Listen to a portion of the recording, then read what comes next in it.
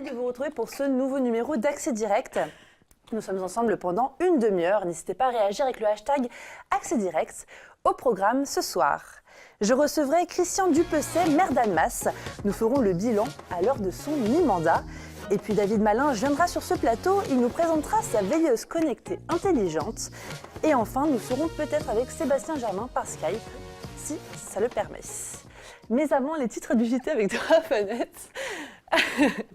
Oui, Olivia. Et on commence avec l'avalanche des douches. Voilà, alors, plus de peur que de mal.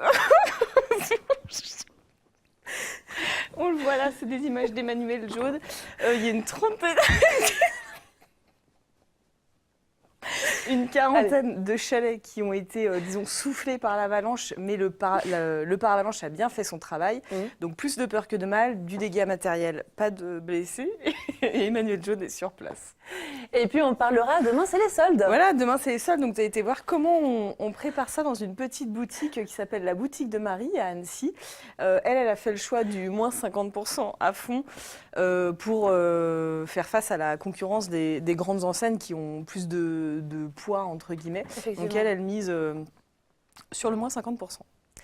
Et puis avant de passer à la revue de presse, on va se rendre à Saint-Nicolas-la-Chapelle. C'est au centre du Val d'Arlis. Alors nous sommes entre 1000 et 1650 mètres d'altitude. Si on a une photo, je ne sais pas. Non, nous n'en avons pas. Ah si, voilà. Donc cette photo a été prise à 16h10. Donc on est sur le front de neige de Flumet. L'enneigement est de 175 cm. Alors il faut savoir que la station compte 23 km de piste tout de même, dont 43 de bleu et 31% de piste rouge. Et puis Fanette, on passe à la revue de presse et il a neigé au Sahara.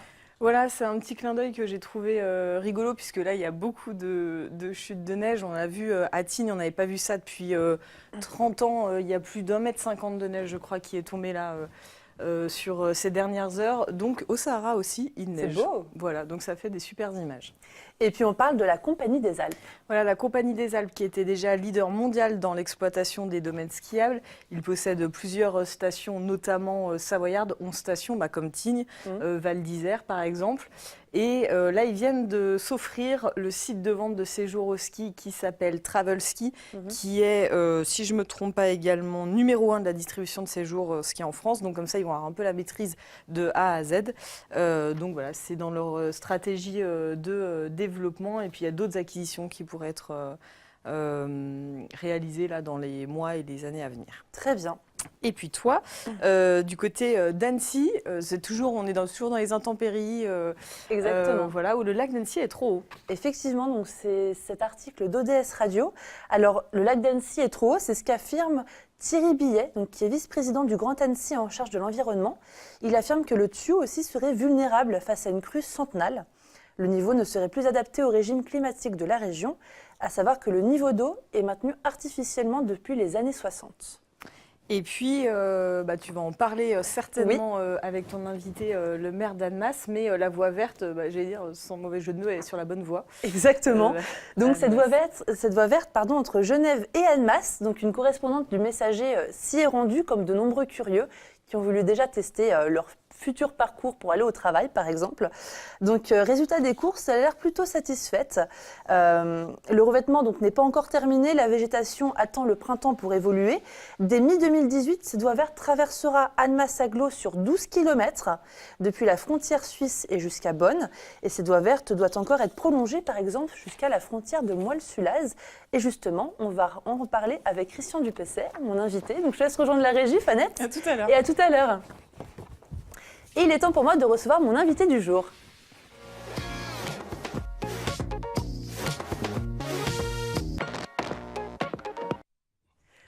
Bonsoir Christian Dupecet, vous êtes maire d'Annemasse, alors depuis le 9 mars 2008.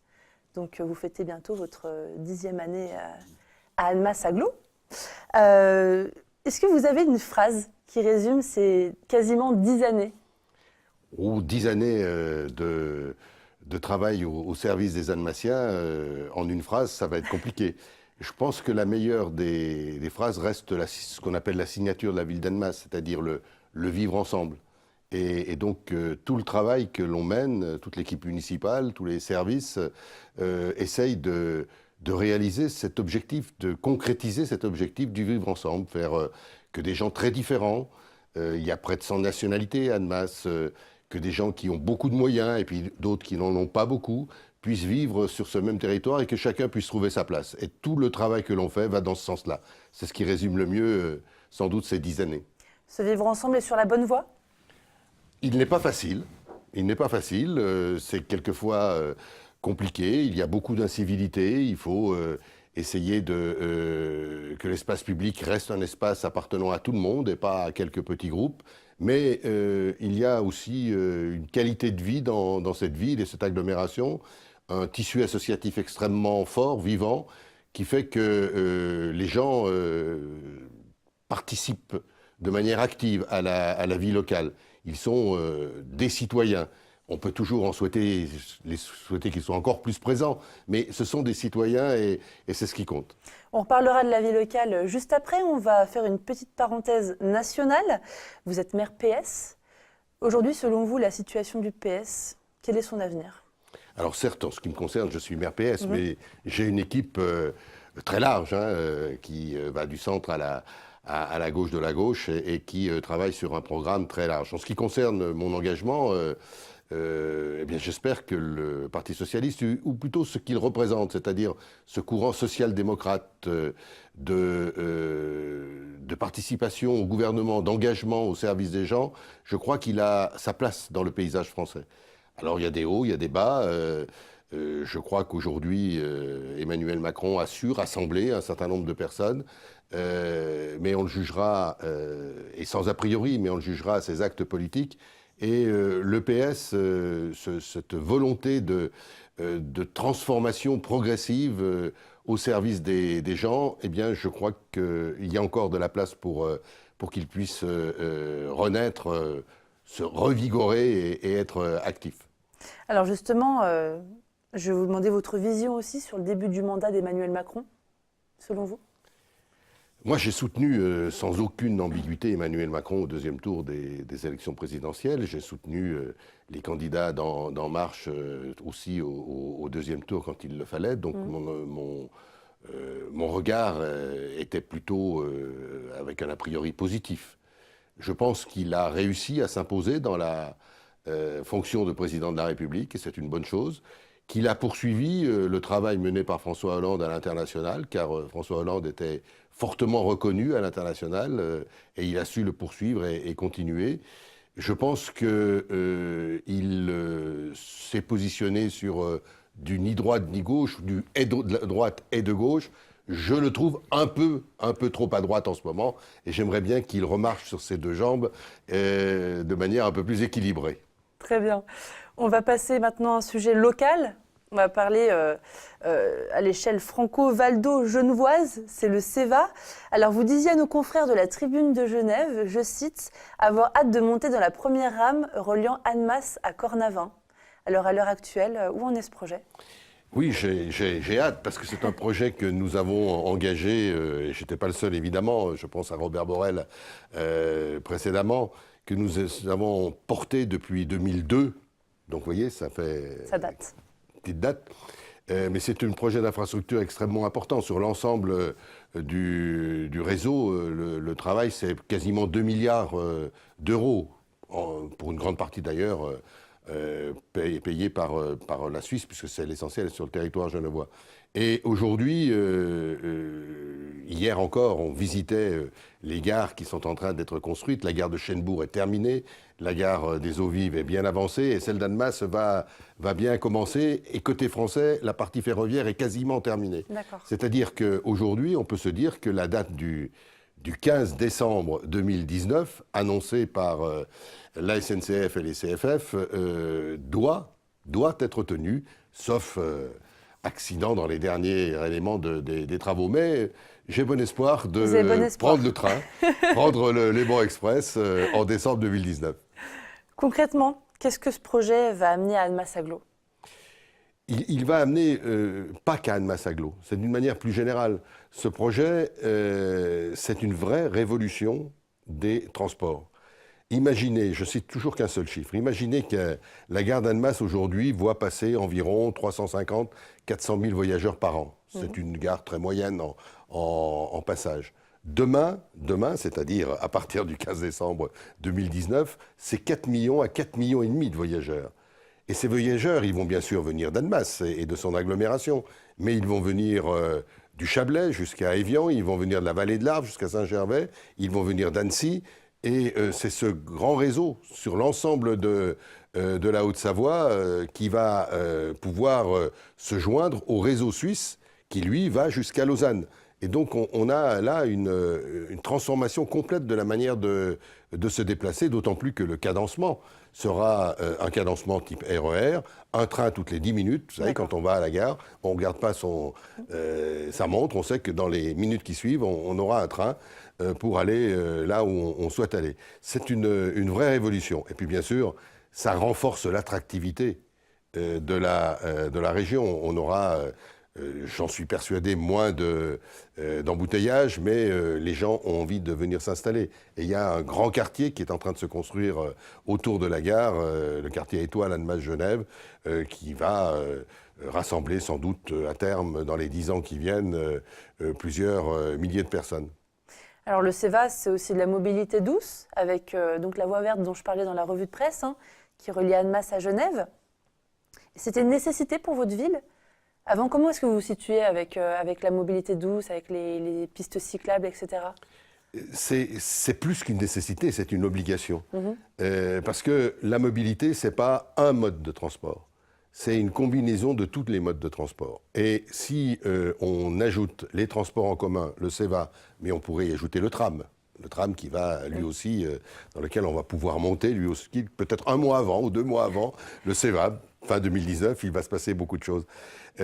Si on y ajoute donc ces grands moyens de transport en commun et les bus à haut niveau de service, là, naturellement, le déplacement en mode doux, c'est-à-dire en vélo pour l'essentiel, est quelque chose sur lequel il fallait apporter un plus. Et avec nos amis suisses, puisque le CEVA était en tranchée couverte, qu'est-ce qu'on faisait dessus ? Eh bien au-dessus, on fait une voie verte.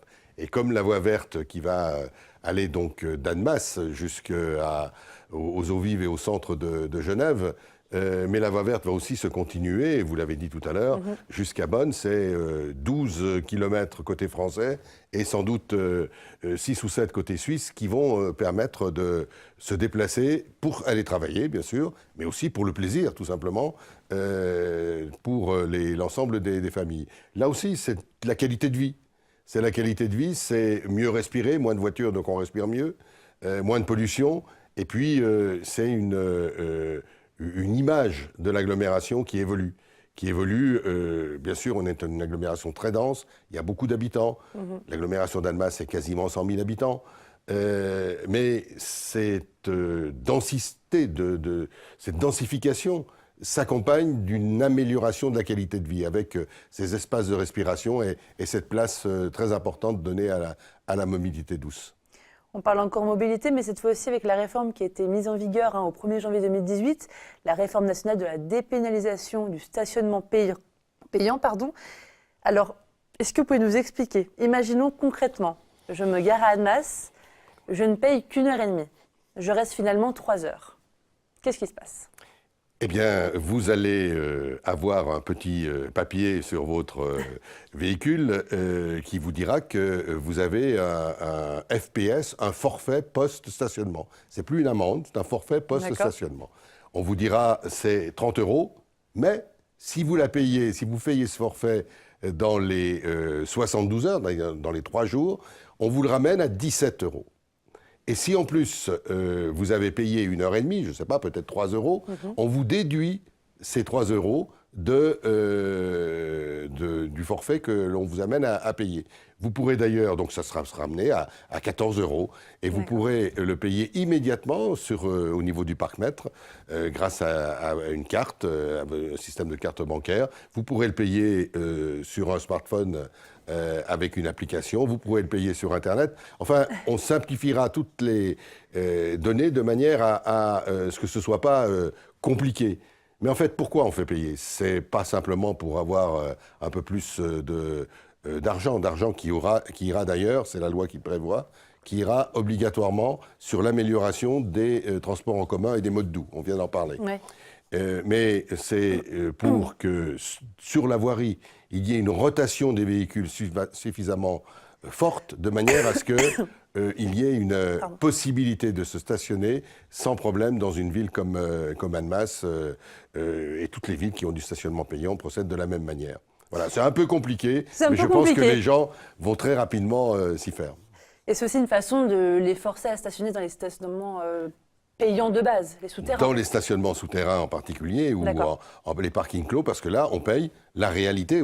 Voilà, on n'a pas de souci, on paye en sortant, donc pas on sait. Surprise. Pas de mauvaise surprise. Si on paye qu'une heure et demie au lieu de 3 heures. Et il y a de la place dans ces parkings, de manière importante à Annemasse. Nous en sommes à 1400 places en plein cœur de ville sur ce type de parking payant.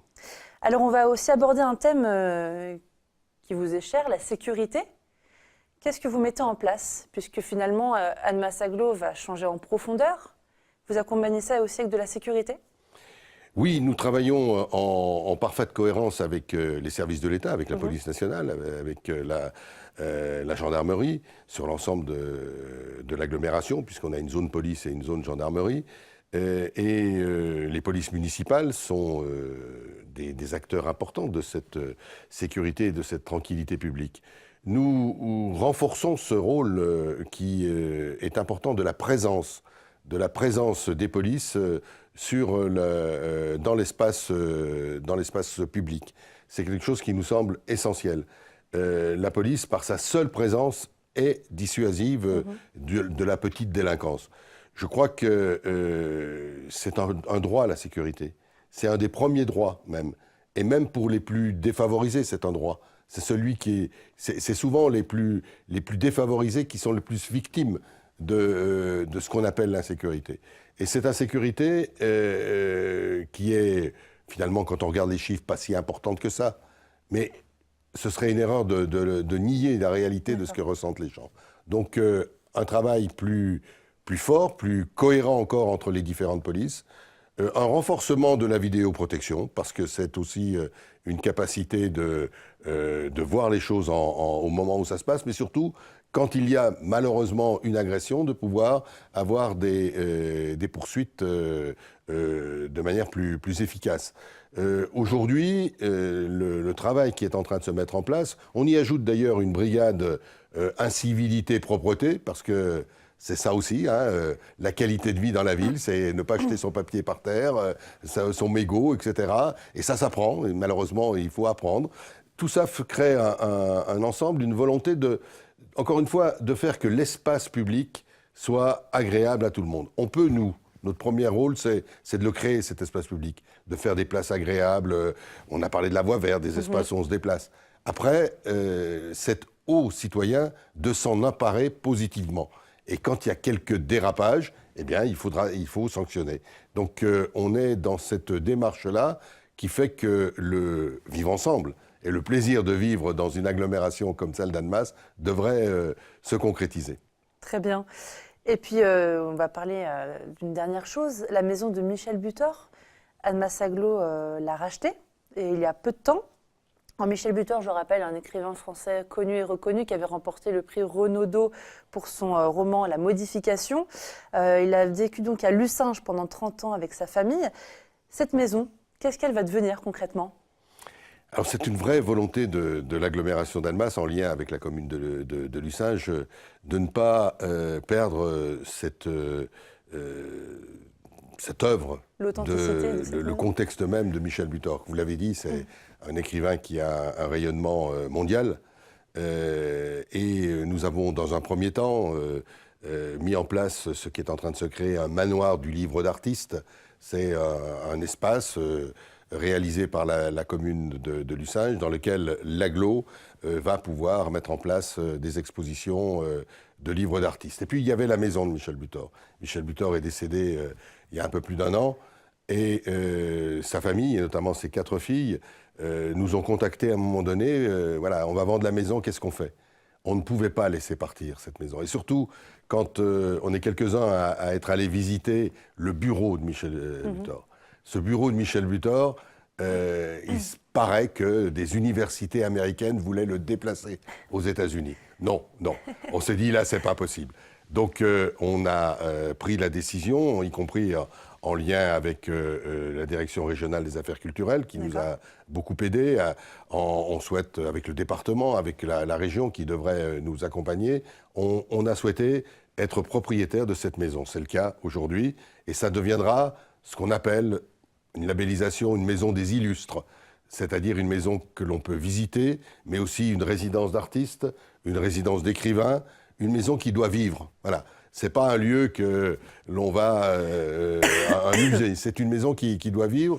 Voilà, il nous reste à financer l'acquisition des œuvres même voilà, alors de justement, Michel Butor. avec un financement participatif que vous avez lancé, à partir d'aujourd'hui d'ailleurs, sur d'Artagnan.fr, vous espérez combien ? Eh bien, écoutez, le coût global des œuvres, enfin, ce n'est pas les œuvres de Michel Butor, c'est tout ce qu'il a rassemblé, lui, comme document, comme œuvre, comme livre. Donc c'est ce qui il fait en a partie beaucoup. de sa maison, finalement. Ça fait partie de sa maison.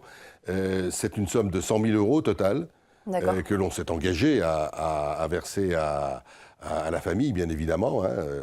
Nous souhaitons, bien sûr, qu'il y ait une participation. C'est le premier essai que l'on fait de financement participatif. Ça nous semble être un élément important parce que c'est un engagement.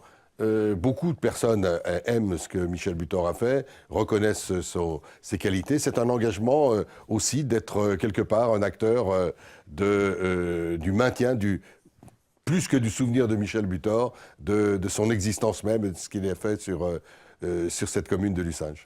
Eh bien écoutez, merci beaucoup d'avoir répondu à mes questions. Je vous laisse rejoindre la régie.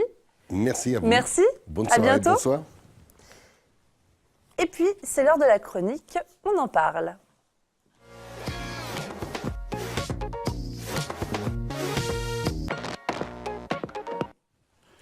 Et c'est en toussant que je vous accueille. Je suis sincèrement navrée. Il n'y a pas de souci. David Malinge, créateur de Yacolo. Bonjour. Alors, bonsoir. Ce sont ces Bonsoir. petites veilleuses intelligentes connectées.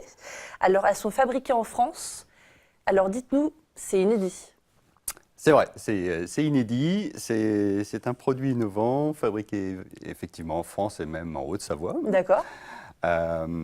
Et donc, c'est effectivement une petite veilleuse, mais pas que. Ça va au-delà de la veilleuse. C'est vraiment un outil pratique pour les enfants âgés surtout de 3 à 7-8 ans. L'âge où ils n'ont ni la notion du temps, ni la capacité à lire l'heure encore. L'âge aussi où le sommeil est particulièrement important. Et c'est encore l'âge aussi où justement la gestion du sommeil peut être un peu délicate. Alors voilà, ça c'est votre combat. Hein. Voilà, c'est éviter de se réveiller pendant la nuit. Alors c'est déjà bien se coucher le soir. D'accord. Et ça, il y a beaucoup de parents qui en font l'expérience en fait. La difficulté à coucher les enfants. Alors c'est quoi bien se coucher le soir? Alors c'est se coucher à une heure régulière déjà. Parce qu'il y a beaucoup d'études scientifiques qui montrent l'importance du sommeil bien sûr, mais sous 2 aspects assez différents. La partie quantité de sommeil, donc c'est-à-dire avoir un nombre d'heures de sommeil assez important pour permettre aux enfants de bien récupérer de leur journée qui sont quand même bien remplies à cet âge-là. Et puis il y a l'aspect qualité également, qualité du sommeil. Et ça passe effectivement par avoir une transition entre le temps de journée et le temps de la nuit, une transition douce. Et pour les enfants, ça passe par une période où on va prendre le temps de lire une histoire, se mettre en pyjama, brosser les dents, etc. Et l'idée de Yacolo, c'est justement d'aider tout le monde, toute la famille, justement à avoir des temps réguliers, pour aller au lit à peu près à la même heure tous les jours. Et puis prendre le temps également de se préparer pour bien dormir après. Alors cette idée, comment est-ce que vous l'avez eue concrètement? Comment est-ce que vous vous êtes dit, Je vais créer une veilleuse connectée intelligente. Ouais, ça part d'un besoin personnel déjà à la base. D'accord. Quand notre aîné, alors ça fait plusieurs années maintenant, mais quand notre aîné justement avait 2 ou 3 ans, et ça commençait à être un petit peu compliqué pour aller au lit le soir et rester au lit le matin au-delà de 4h47 ou 5h du matin. Et j'ai pas trouvé d'outils qui pourraient nous aider à ça. Et donc j'ai réfléchi un petit peu, parce que c'est un petit peu mon métier aussi. Et c'est dans la voiture où, à un moment, j'étais justement avec Nathan, et il était dans son siège auto. On était arrêté au feu, et il m'a dit c'est moi qui te dirai quand on pourra y aller. Et là, j'ai réalisé que Nathan avait très bien compris le principe du feu tricolore. Rouge, orange, vert. Rouge, on attend. Vert, on peut y aller. Et donc, je me suis dit, peut-être que ça marcherait pour l'aider aussi à savoir quand est-ce qu'il faut se préparer à aller au lit. C'est le feu orange, c'est la transition. Quand est-ce qu'on reste au lit, c'est le feu rouge, on reste tranquille. Et quand est-ce qu'on peut se lever le matin. Voilà. Et Yakolo, c'est vraiment ça. C'est une représentation visuelle du temps pour aider les enfants justement et les parents à savoir un petit peu où on en est, mais surtout les enfants, savoir où ils en sont, en particulier pour les routines du sommeil, mais pas seulement, parce qu'on peut l'utiliser dans la journée aussi pour gérer un temps de télé, un temps de jeux vidéo, ou des choses comme ça. Alors expliquez-nous, comment est-ce que ça marche alors justement, donc c'est un produit connecté qui est programmable en fait par une application smartphone. Oui. Et donc on va programmer les heures à laquelle on souhaite que les feux change en fait, d'accord. Donc typiquement, par exemple, à 20h, le feu orange va s'allumer, c'est cette phase de transition où on va se mettre en pyjama, etc. Jusqu'à 20h30 par exemple. 20h30, ça va passer au rouge. Là, c'est signe qu'il faut se poser. On va se mettre au lit et on va rester tranquille et puis on va dormir. On peut choisir de laisser le feu rouge allumé pendant la nuit. Ça fait office de veilleuse de nuit. Et d'ailleurs, la couleur rouge étant la meilleure couleur pour dormir. On a du mal à le croire. Non, oui, c'est vrai que c'est assez surprenant. Tout à fait, ouais. Et pourtant, c'est scientifiquement prouvé que le rouge est la moins pire des lumières en fait pour dormir. Idéalement, il faudrait dormir dans le noir, mais quitte à avoir une lumière, le rouge est la meilleure couleur. Et puis le matin, ça va se tourner au vert à 7h30 par exemple. Et donc on va programmer ça très, très facilement avec l'application smartphone. Alors vous pouvez le faire là Ah ben oui, tout à fait. Alors là c'est vert, donc là pour l'instant on est debout, on est tranquille. Voilà. Et puis par exemple, ça passera donc orange. Donc là, c'est l'heure de changer. Voilà. Et puis le soir, ça passera au rouge. Et puis on va aussi changer l'intensité de la lumière, parce que bien sûr, on n'a pas le rouge, c'est la bonne couleur, mais on ne veut pas ça reste agressif. Voilà, on veut quelque chose de tout doux. Donc on va pouvoir régler l'intensité de ce. Selon les heures. Selon les heures. Et en fait, l'idée, c'est de le programmer une fois. On programme une semaine type, en fait, parce qu'on va vouloir potentiellement avoir des horaires différents le week-end, des jours de semaine. Donc ça, on va le programmer pour une semaine. Et puis après, une fois qu'on a programmé le Yakolo, lui, il a son programme et il tourne et il change les horaires sans qu'on ait plus besoin du téléphone, en fait. D'accord. Donc, il va prendre en compte les changements d'heure, été, hiver, etc., automatiquement. Et puis voilà, donc le Yakolo est programmé, et il changera de feu. Vous êtes basé sur des recherches scientifiques étrangères à l'international. Ça veut dire que le problème il est universel, de toute façon, complètement. Complètement. Donc pour vous, c'est une façon aussi de vous exporter ? C'est l'idée. C'est l'idée ? Alors, on va y aller un pas à la fois. C'est vrai que sortir un produit comme ça, c'est compliqué, c'est pas simple. Surtout, c'est un produit complexe, en fait. Oui. C'est un produit connecté.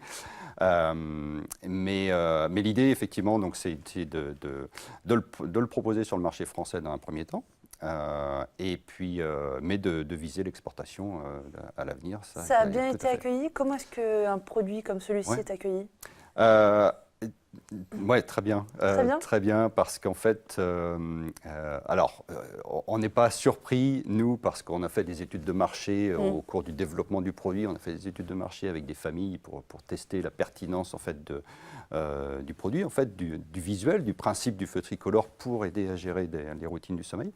Et effectivement, ça avait bien marché pendant les tests et ça continue d'être bien reçu.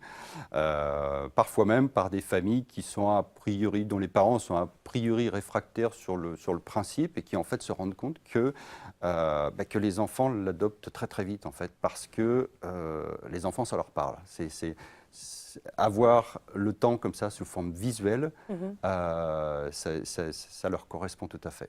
Et on va au-delà en fait du simple feu tricolore. On a aussi autour de chaque feu un décompte du temps visuel. Encore une fois, on a des petits segments. Il y a 12 segments autour de chaque feu. D'accord. Donc des tranches de 5 minutes qui vont s'éteindre petit à petit. Toutes les 5 minutes, les tranches s'éteignent, les segments s'éteignent. Et donc l'enfant sait d'une part si c'est vert ou si c'est rouge, mais si c'est rouge, est-ce que c'est encore long ou est-ce que j'y suis presque? Est-ce que ça va bientôt passer au vert parce qu'il ne reste plus qu'un petit segment autour du feu? Donc il y a vraiment cette notion d'apprentissage aussi du temps. Qu'est-ce que c'est que 5 minutes? Qu'est-ce que c'est que 15 minutes? Et ça, c'est particulièrement utile aussi pour ces jeunes enfants. Alors si moi, imaginons, je veux obtenir cette veilleuse en peluche, puisqu'on peut aussi les prendre avec une petite peluche par-dessus. Oui, voilà, c'est un accessoire en fait. Voilà, c'est un petit accessoire qui vient l'habiller. Ouais, ouais. Comment est-ce que... où je vais? Alors, pour l'instant, c'est en ligne. D'accord. Yacolo a son propre site internet, yacolo.fr, où on retrouve vraiment une explication de comment fonctionne Yacolo. Et puis, il y a un lien direct vers le site e-commerce qui permet de l'acheter. Donc, pour l'instant, il est disponible qu'en ligne. C'est comme ça qu'on peut se le procurer. On est en train de travailler sur la mise en place de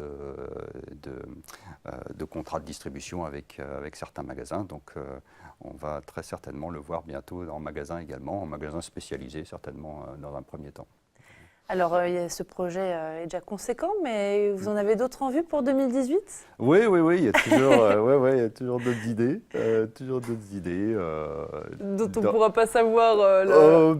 On pourra en reparler une autre fois, mais toujours dans le... toujours dans le domaine de l'enfant et du sommeil? Oui, le prochain projet, ce serait toujours dans le domaine de l'enfance.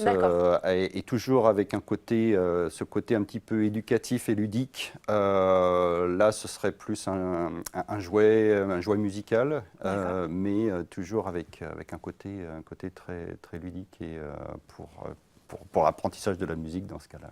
Et Made in Haute-Savoie, donc. Et Made in Haute-Savoie, oui, ça faisait partie, c'était une partie importante du projet, d'essayer de travailler le plus possible avec des entreprises locales.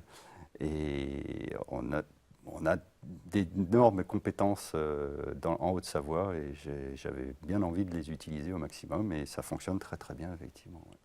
Écoutez, merci beaucoup d'être venu sur ce plateau. Merci beaucoup. Je vous laisse rejoindre la régie pendant que je reçois de nouveau Fanette de Buisson. À bientôt, merci. Merci. Alors Fanette, c'est Oui, sûr que tu Olivia. t'es remise de tes émotions de tout à l'heure. Oui, et toi? Oui. Alors on commence par parler de l'avalanche des ouches dans le JT. Voilà, donc plus de peur que de mal, c'était ce matin à 7h30 quand il y a eu cette avalanche dans le couloir du Bourjat. Il y a un paravalanche en bas, donc ça a arrêté le plus gros de la coulée. Sauf que le souffle a été tellement important que ça a aussi impacté entre 30 et 40 habitations à côté. On le voit, ils ont été quand même sacrément soufflés. Alors heureusement, aucun blessé, aucune victime, mais des dégâts matériels. Et on rejoindra tout à l'heure Emmanuel Jaude qui est sur place. Et puis ensuite, on parle de quelque chose de plus gai, les soldes. Voilà, les soldes, c'est toi qui as été faire un petit tour ce matin, repérer comment ça se passait, donc pour voir un peu comment une boutique prépare en fait cette période qui est hyper importante pour l'activité des commerçants. Donc tu as été faire un petit tour dans cette boutique à Annecy qui a misé sur le tout à moins 50% dès demain. Exactement, donc c'est plutôt le bon plan. Je pense qu'on ira faire un petit tour. On ira faire un petit tour. Mais écoute, merci Fanette. À tout de suite dans le JT. Nous, on se retrouve demain dès 18h pour un nouveau numéro d'Accès Direct. Passez une excellente soirée.